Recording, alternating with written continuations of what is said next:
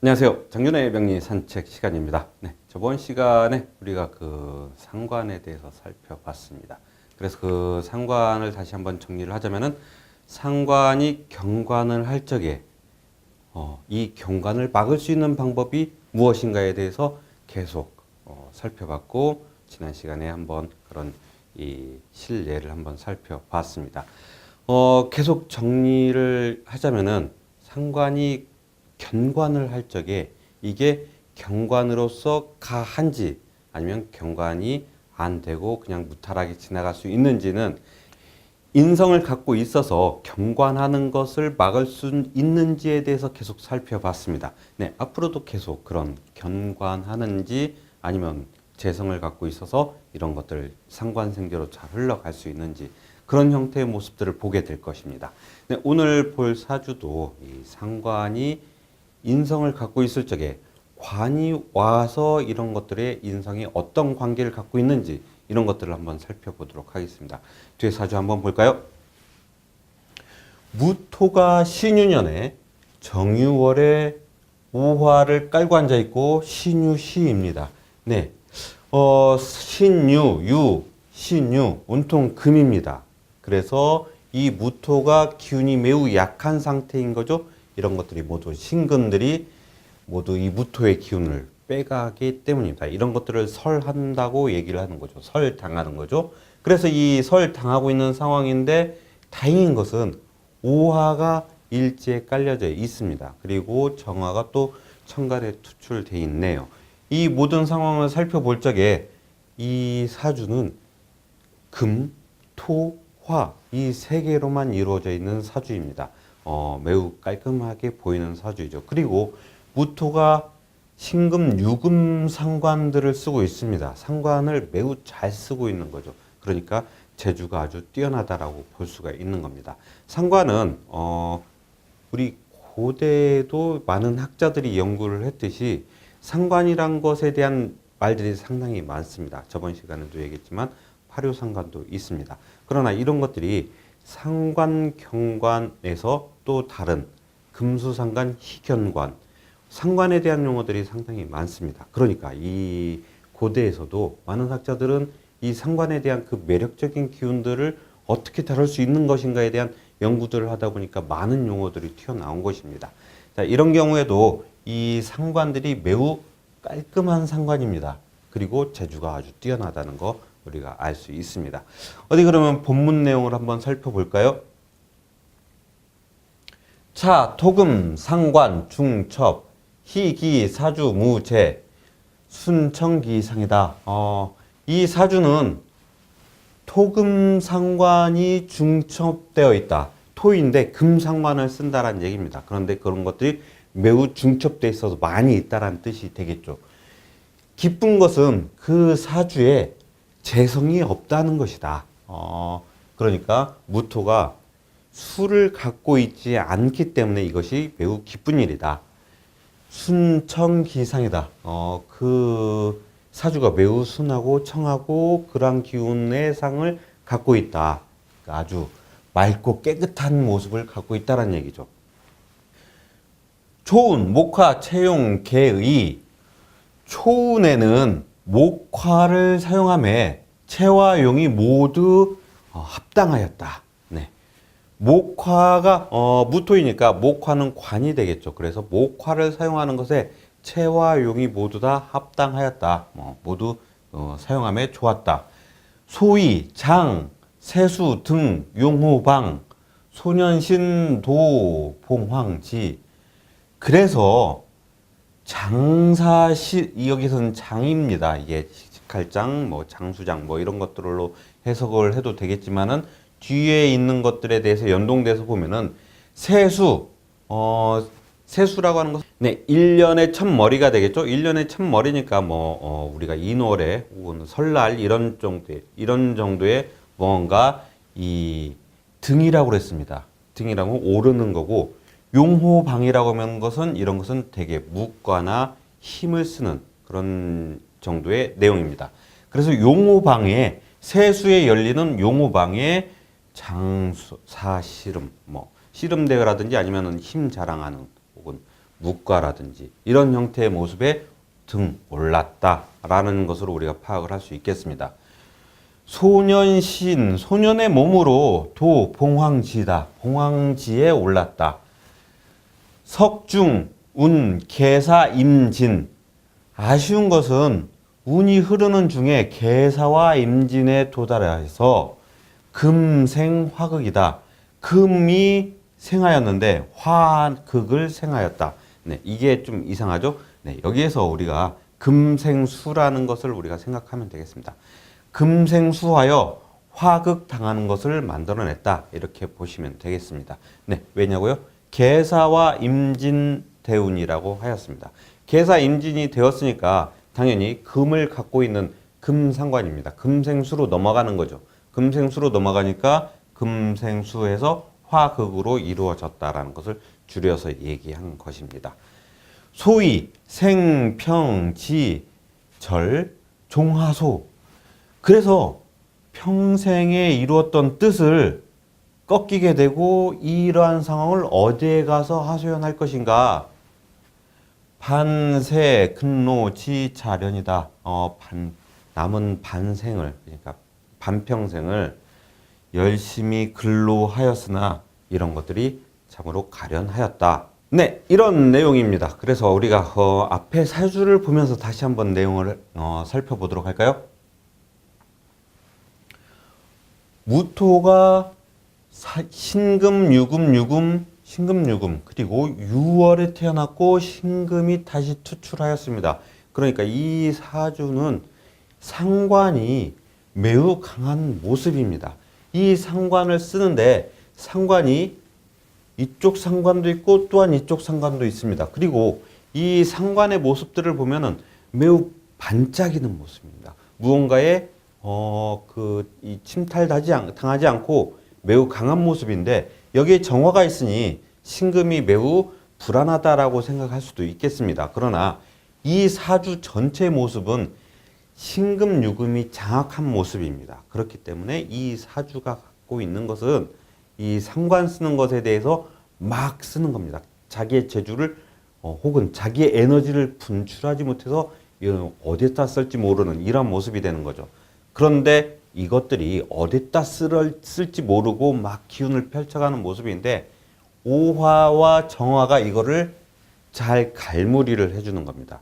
여기서 좀 이상하죠? 제가 예전에 오화나 정화, 그러니까 화는 펼쳐나가는 기운이라고 얘기를 했는데 왜 여기서 이 갈무리를 해준다라고 얘기를 하느냐.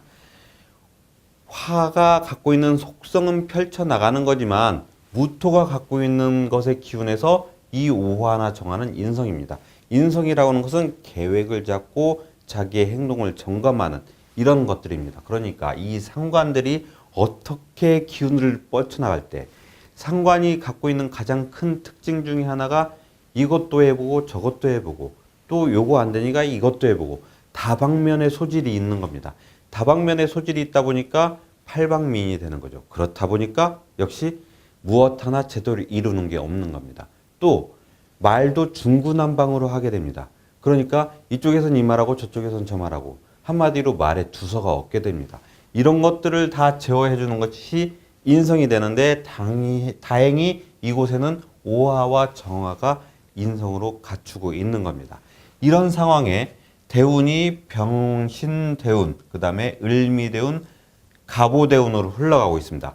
아까 얘기할 적에 초년에 목화운이 왔는데 채용이 모두 다 합당하였다라고 얘기했습니다.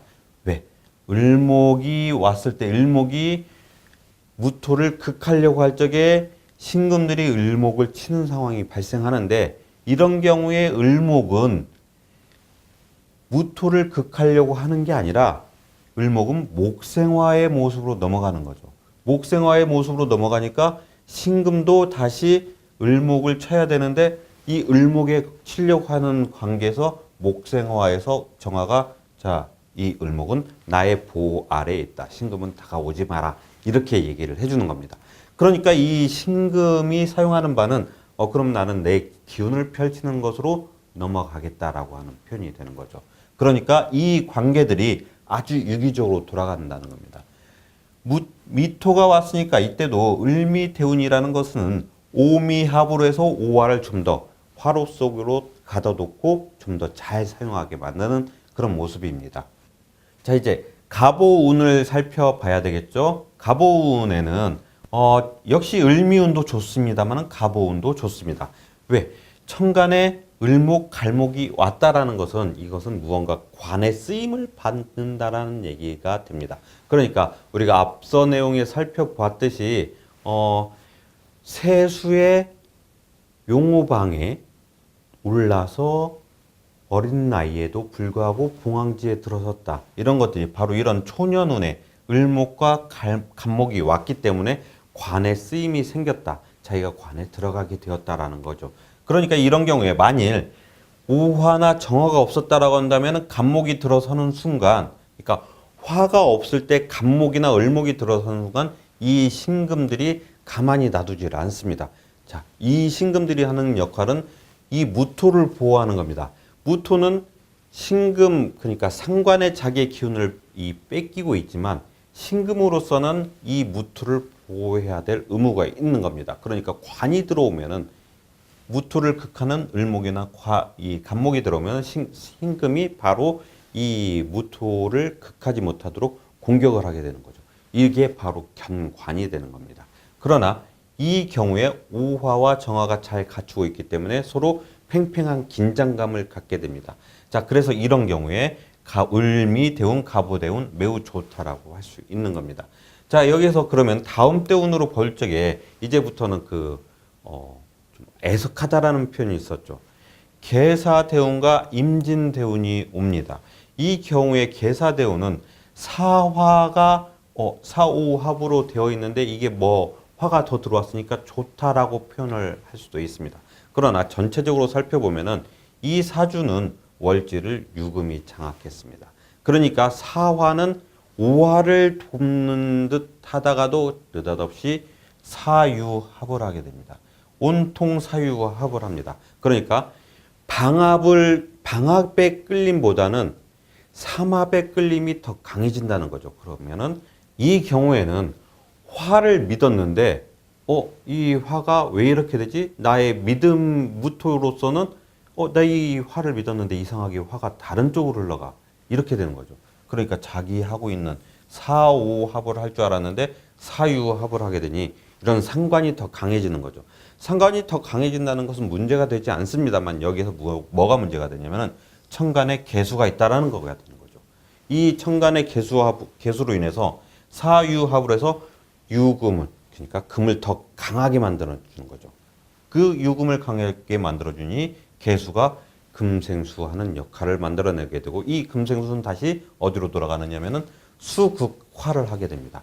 정화를 못 쓰게 만드는 거죠. 이 정화가 못 쓰게 된다는 것은 고장이 났다라는 얘기입니다. 표현을 쓸 수가 있습니다. 고장이 났다라고 생각을 하게 되면은 이제 상관을 쓰는데 자기가 그 전에 상관을 쓸 적에는 여기서 이렇게 뭘 하게 되고 여기서 뭘 하게 되고 이런 계획력을 갖고 그 일을 추진을 했는데 이제 계획성 없이 추진이 됩니다. 그러니까 브레이크도 없고 안내판, 요즘 말하는 내비게이션도 없이 그냥 무작정 가게 되는 겁니다. 그러니까 자기가 어디를 가는지도 모르고 그냥 막 운전하고 받는 모습이 되는 거죠. 이러한 모습이 이때부터 발동이 되는 겁니다. 그러니까 이런 경우에 실생활로 어떻게 적용이 돼요? 라고들 많이 물어봅니다만은 이 운이 그 자체가 그냥 그렇게 흘러가는 겁니다. 자기가 나는 생각해서 무언가를 일을 진행을 했는데 밖에서 보기에는 생각 없이 왜 저래? 이렇게 되니 당연히 중앙의 그 쓰임에서도 쟤는 좀 제외를 해야 되겠어. 말이 너무 막 나가. 행동이 너무 급해. 이런 현상이 발생하게 되는 거죠.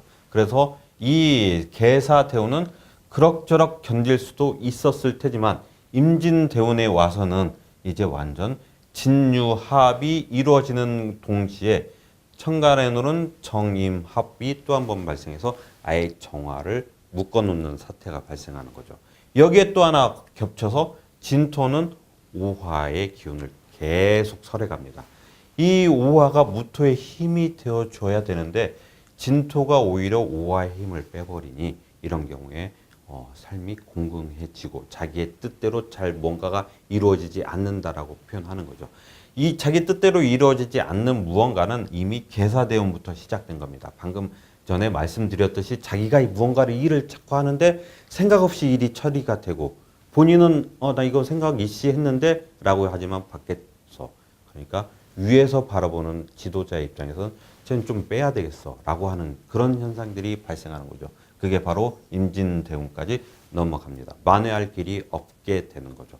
이렇게 해서 이 사주에서 가장 큰 문제는 오화가 지원을 해주고 있는 상황인데 사화가 왔는데 사화가 오화를 지원하지 않고 유금으로 넘어가는 모습이 가장 1차적인 문제고 여기까지는 그럴 수도 있습니다. 왜냐하면 사화는 어떤 때는 유금 지원하기도 했다가 오화 지원하기도 했다가 그런 식으로 자꾸 변형이 되기도 하지만 문제는 재성이 왔다라는 겁니다.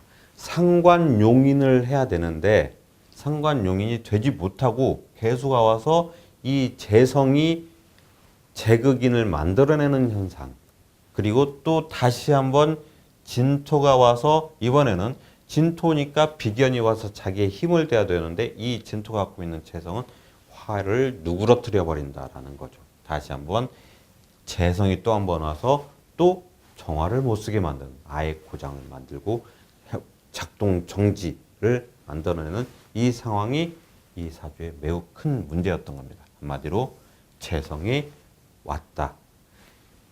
우리 본문 내용 그러니까 상관 총 정리를 할 적에 용인을 할 때는 재성이 없는 것이 합당하다.